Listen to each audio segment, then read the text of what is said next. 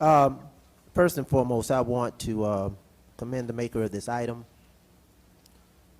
This is a very bold, very courageous, very competent, well-researched item. I heard some previous commentary relative to the length of some items, but I think for us as board members to do some level of research and due diligence, this is what you're going to get. So I want to just commend you, Board Member Santos, for not simply the framework of the item, but the fact that it's well researched.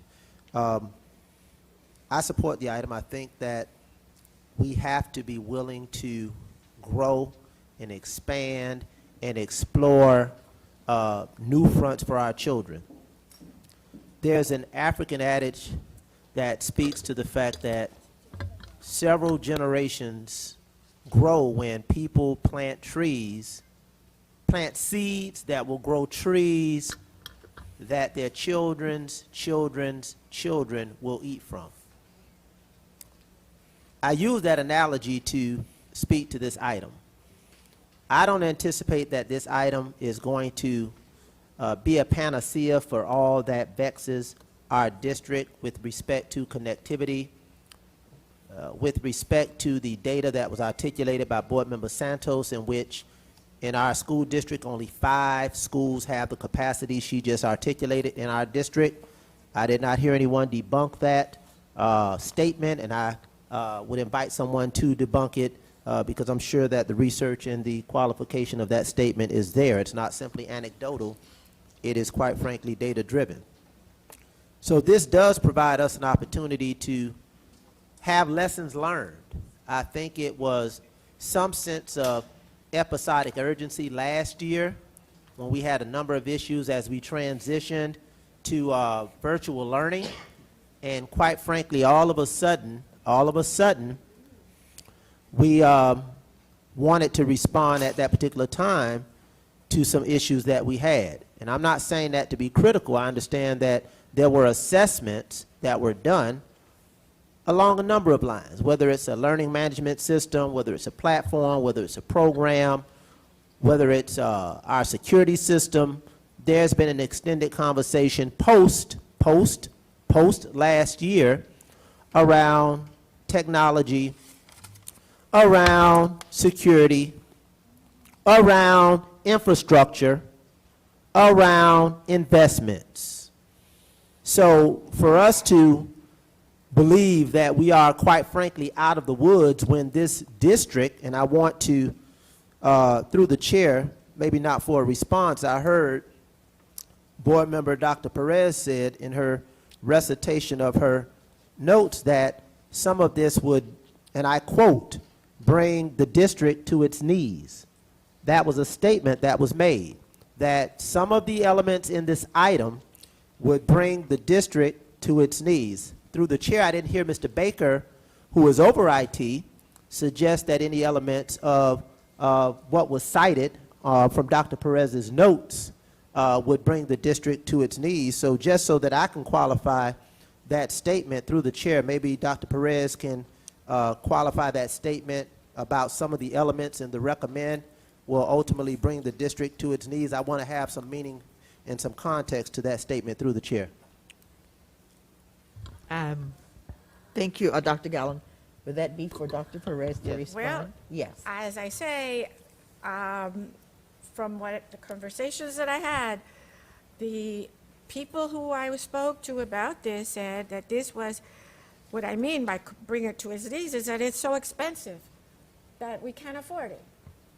And I don't know, but then when I asked Mr. Baker, he seems to feel that it won't be, and it won't. So as I have been very clear, this is what others think, and I did need help with this item because I'm not an expert, but I suppose that if our own staff, Mr. Baker thinks that this is not the case, I stand corrected. Follow up, Madam Chair? Sure. Thank you. Through the chair. So I appreciate you, Dr. Perez, for standing corrected, because my next question, I see in Board Member Santos's items, she sourced her representation, and I know you said conversations. Can you, for the record, just source who represented that some of the elements would bring our district to the knees, considering our own staff said that would not be the case? I just want to qualify the experts that you cited in that The representation. people that I have cited, as you know, Through the chair. thank you, through the chair, Ms. Rojas has an item about technology and for us to have the technology, we have had to recommend someone to a technology advisory committee. So I have been speaking to several people in order to get the person that could come and could serve and et cetera. So it's several people that have told me this, but I don't remember who used those words. But again, what I meant by it is that what people seem to have told me is that it is very costly. But Follow as up, I Madam Chair? say, Yeah, it's up to the board. Excuse me. follow up, Madam Chair? Sure. Yeah, and I appreciate that, Dr. Perez, and as you indicated that you may not be able to, in the recitation of your own notes from your own experts, to be able to directly source who said that. I appreciate, and I don't want to become somewhat offensive, that Mr. Baker's representation as the district official is that, in fact, anyone who did represent that the elements of this recommend would, quote, bring the districts to its knees financially, and that it was cost prohibitive, obviously was factually inaccurate. So I'm glad we were able to correct that, and that you conceded to what Mr. Baker represented in this particular item. Just want to continue, Madam Chair. Sure.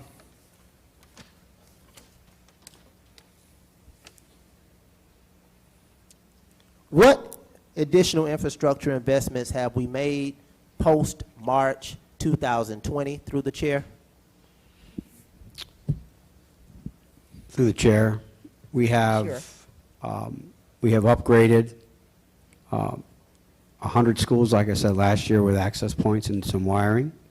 We're doing 140 more this year. Since then, we've purchased equipment and security infrastructure to secure our network, as well as getting ready. We're very, very close to rolling out the 100 gig upgrade. Thank you. Follow up, Madam Chair? Excuse me, sir, Oh, I'm sorry. through the chair, as well as endpoint security to all of our servers, as well as many of the mission-critical laptops, our district devices. Follow up, Madam Chair? Sure. Thank you for that information as it relates to post-March 2020 investments. Can you speak to pre-March 2020 investments along the same lines? And if you can, to some extent, monetize it? I'm not prepared to answer that right now, sir. Well, I through can the chair- definitely give it to you later, though. well, through the chair, not monetizing it, just give an example of what you articulated post. Can you articulate what was done pre? We've done infrastructure investments on tape drives, servers, things of that nature. You know, nothing, I mean, those are significant investments, but those are what we've done. We've also bought additional security, endpoint security prior to March 2020. I guess follow up, since you're not prepared to respond with some level of specificity, how would you compare the post-March 2020 investment to the pre-March 2020 investment? Through the chair. Through the chair, I would say that pre-March 2020, our network was sized to support teaching and learning as it was prior to COVID 2020. Therefore, not every child had a device in school. You had labs. You had a handful of devices.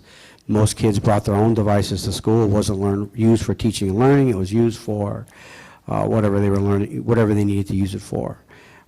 Post March 2020, we built out our network to handle almost every student using a device for teaching and learning. We scaled up to handle the content, that rich content that is now part of the curriculum today. We've also invested heavily in the network as far as security is concerned, because now since children are bringing or remoting in from home, we had to secure the network even beyond what we normally have. We've invested further in the DDoS mitigation. We're now where we have become a target, and therefore we can withstand just about anything that's thrown at us. That we didn't have before. Those we handled, pretty basic attacks. So post 2020, post March 2020, we have got a hardened infrastructure, a hardened network, and we are prepared to expand to handle teaching and learning for every student using a device in the classroom. Thank you. Follow up, Madam Chair. Thank you, Mr. Sure. Baker. Thank you, Mr. Baker. I think what you represented requires some commendation to the superintendent. Want to commend you, Mr. Superintendent. Mr. Superintendent, some commendation to the superintendent, but definitely some commendation to the board. I think Board Member Dr. Perez referenced Board Member Rojas. I'm almost certain that she was referring to a technology committee or some technology initiative that came through board action, that came through board action as it relates to our response post-March 2020. No one could have predicted what happened in March 2020 with the pandemic, but our district, our community, our state, our nation, and our world responded accordingly. What you indicated is that the post and the pre, there was a significant deviation of an investment, and it's moving us forward prospectively. With that being said, I am in full support of this item, and I close by saying this item reflects not an African adage, but a Greek proverb that says a society grows great when old men plant trees in whose shade they shall never sit. The benefits of this particular item will be some shade that I or my children may never sit under, but it is trees and shade that we must plan for and plant for the betterment of Miami-Dade County Public Schools, the betterment of this community, the betterment of this district, but more importantly, the betterment of our children. Again, Board Member Santos, thank you for this item. I look forward to continued engagement, and I'll save some additional comments for next week. Thank you.